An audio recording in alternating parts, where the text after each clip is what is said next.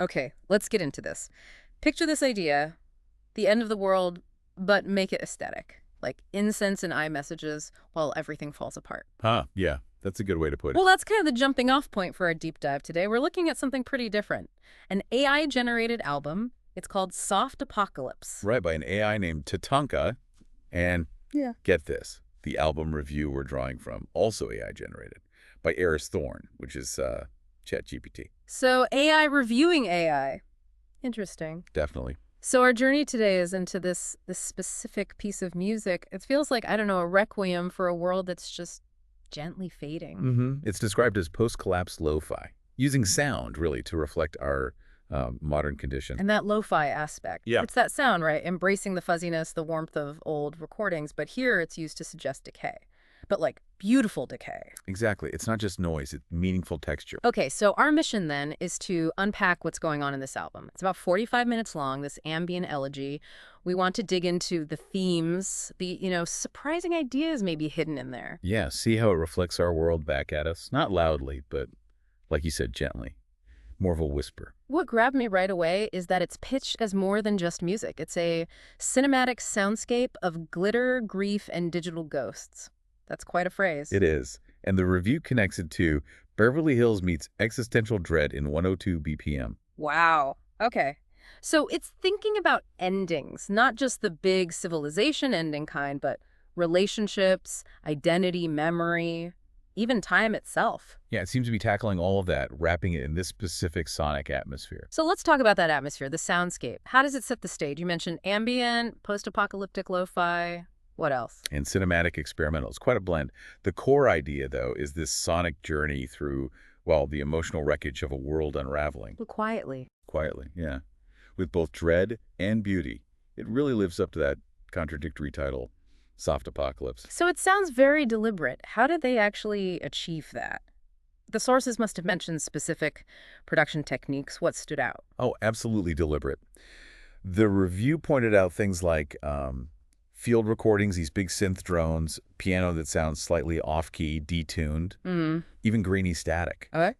And then tools you might associate with older formats like tape hiss, vinyl crackle, but also more modern stuff like reverse delay, reverb that decays for ages. Yeah, so it creates that physical feeling. The review said something like leafing through photographs in a bombed-out house. That's the one. It's incredibly tactile. And what's really interesting is the mastering it apparently allows for emotional contrast, highs and lows, without that typical compression fatigue where everything just sounds flattened. Right, that loud, flat sound you hear so often. Exactly. For an AI to manage that subtlety, that dynamic range that feels emotional, not just technical, that's pretty impressive. It's like it understood the feeling behind it. An AI album making you feel like you're sifting through memories and ruins. It's unsettling, but also kind of beautiful, isn't it? It really is. And the flow, it's described as an abandoned film reel, spliced, weathered. Tracks don't really end, they just dissolve. Yeah, they dissolve. That structure, or lack of structure, totally fits the theme. It doesn't push you anywhere. It just asks you to sit with it. Invite stillness, maybe reflective sorrow. It really taps into something bigger than, like grieving for the planet, maybe. Longing for something lost. Definitely feels like that. Grief for what we failed, Yeah. maybe? Longing for something you can't even name anymore. But interestingly, there's apparently also a moment, little harmonic intervals that hint at resolution. Just barely. So it doesn't just wallow. No, it invites contemplation, not just despair. It makes you think how that kind of sound hits you. Like if you've ever been on a train staring out at some decaying industrial landscape with headphones on, that specific feeling. Yeah, exact mood. And influences. The review mentioned some names. Basinski. Yeah, William Basinski's disintegration loops make sense. Also Borinder Club of Gore, but maybe without the Nord jazz sax. Okay. Tim Hecker, grouper, maybe even early Sigur Rós, that kind of vastness. But it still carves out its own space. It's described as more vulnerable than cold, more poetic than purely academic or cerebral. So it could actually be defining a new little corner, post-collapse lo-fi or ambient elegy. Potentially, yeah. It feels familiar in its elements, but the combination is hauntingly new. Okay, moving beyond just the sound, there's this theme of emotional contradiction. The idea that maybe today being truly sincere just feels weak or risky. That's a really central theme, I think. The album seems to use its lyrics, even though they might be sparse, to get at this, how vulnerability often needs to be dressed up in irony just to be expressed. Is there an example of that? Yeah, the track Glass House Feelings, there's a line, "You cried with contour on," perfectly correct. Wow. Okay. Yeah. It's such a striking image, right? Feelings filtered through aesthetics, through performance. They're real, but they're also You're on. presented, masked. Captures that modern thing perfectly. It really sounds like it's tapping into something we see all over social media, doesn't it? That performance of self, even in pain. Oh, completely. Yeah. And the album seems very aware of that. There's another track, Therapy is Trending, Okay. and the line is just brutally witty. "I'm growing for the algorithm." What? That hit home. Right. And what's fascinating there is the music apparently shifts. It becomes this dreamy indie rock reverb guitar, acoustic picking soft female vocals. So the style itself mirrors the thing it's critiquing. It seems like it. Yeah. It adopts the aesthetic of confessional indie pop to comment on the aestheticization of healing. It's clever. But the album overall, it doesn't seem to demand catharsis or deny the pain exists. It just lets it be there. Hold space for it. Exactly. Hold space for the contradictions, for that tension between trying to be authentic and feeling like you have to perform, especially now with AI, aesthetics, mental health all tangled up. So what's the takeaway for us listening? It's not offering answers, just resonance. I think so. Resonance, a validation maybe that feeling contradictory isn't a personal failing, but maybe just an honest way to exist right now. Okay, another big theme seems to be about place, specifically Los Angeles. Urban decay, not just as scenery, but as a character. Yeah, that comes through strongly, taking the whole mythology of LA, all the glitter and dreams, and recasting it as this haunted ruin. You mentioned tracks like Exit Ramp Oracle, Yeah. Finding Signs from God at gas stations. Exactly. Or Tinseltown Exit Wound with that line, "The glitter never washes off." It suggests this kind of like ironic residue of glamour, almost a spiritual stain. So it's taking these familiar, maybe even aspirational places and showing their cracks, showing the decay. And suggesting that maybe our cities now reflect our own fragmentation back at us. Graffiti becomes scripture, billboards become altars.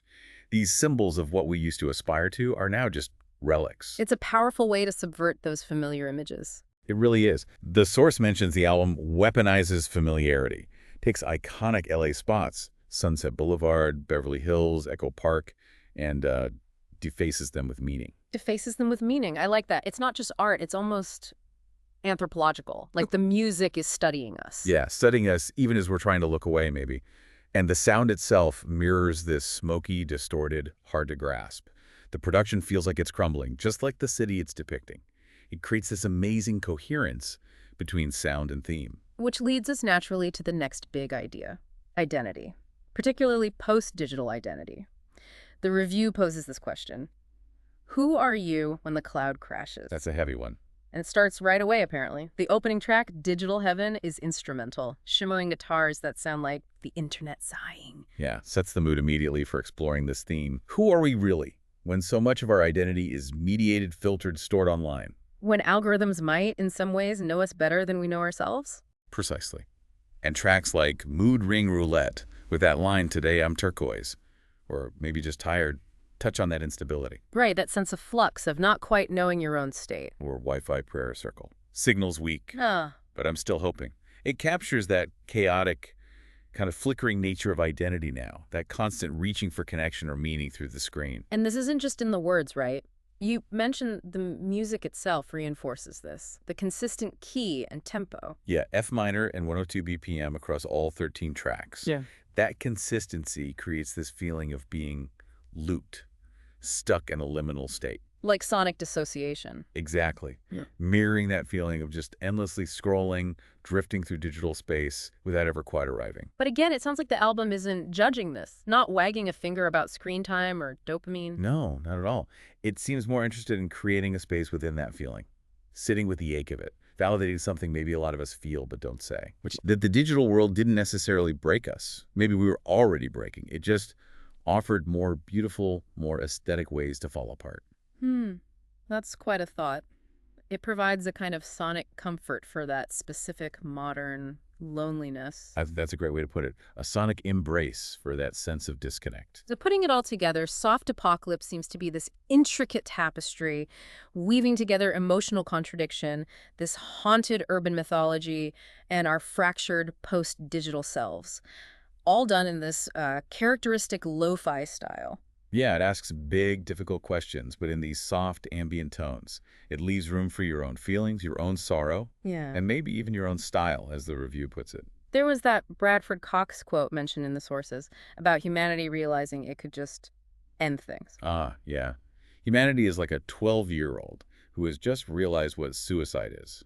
Wait, we can actually just end it all. Yeah. No one wants to stay at a party that turns foul. That sentiment feels like it runs through this album, doesn't it? It definitely haunts its bones, yeah. But maybe not purely nihilistically.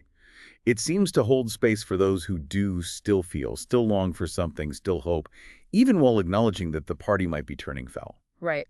So maybe in a world that's just yelling all the time, full of hot takes and noise, maybe asking questions is the most honest thing left. Perhaps. And if this music generated by AI can capture this feeling so well, this soft digital hum of modern loneliness, the beauty in fading things, what does that tell us about our own capacity? Our ability to find meaning, find connection, even as things quietly unravel around us. That's the lingering question, isn't it? What stories are our own soft apocalypses, our own personal endings and fadings trying to tell us, maybe without even using words? Something for you to think about.